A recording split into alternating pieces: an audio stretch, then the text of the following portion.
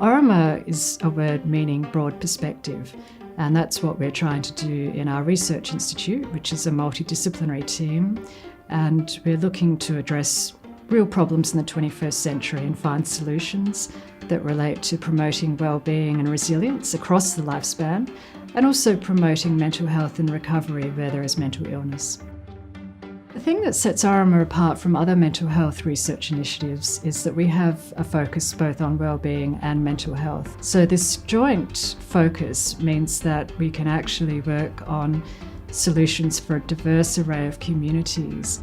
We partner with schools, non-government organisations or NGOs, and we're also partnering with federal departments, federal providers. We also partner with mental health providers, and we have a number of projects in those settings. In particular, we work very closely with the providers of eating disorder services to help understand what aspects of the programs are working the best and what additions or changes need to be made to these services.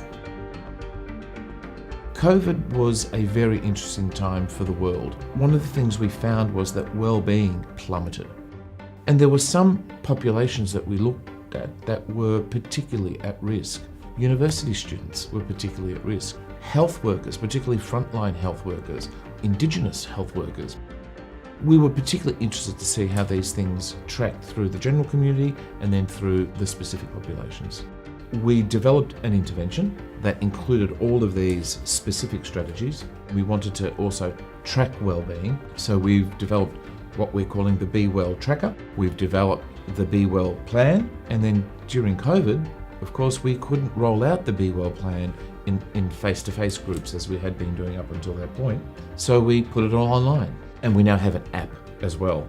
And that really came about from our ability to translate basic findings and how useful are they, and to pull it all together. And we now have this platform where we can actually intervene at scale.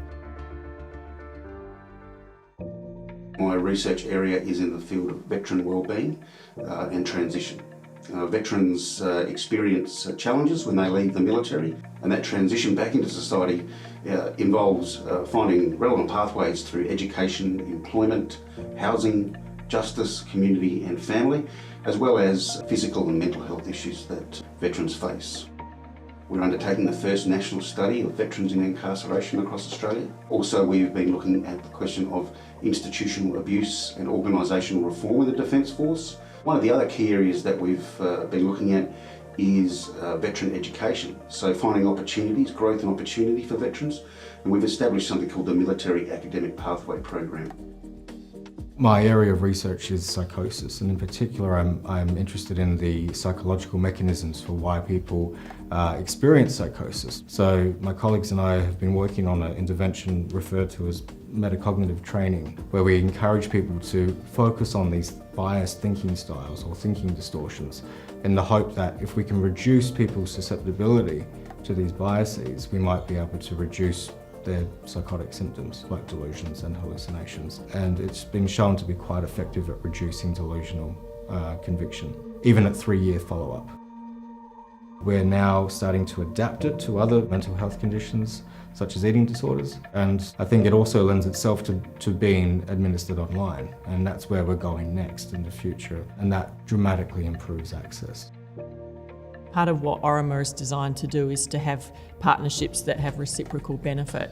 Concordia gets the chance to be a flagship school where they're really supporting research that will go on to benefit other schools. So it's quite a noble endeavour. And from our perspective, we're really getting to see on the ground what we think works from a logical or theoretical perspective, and to see how it really plays out in messy real-world situations and what we need to tweak to make that fit.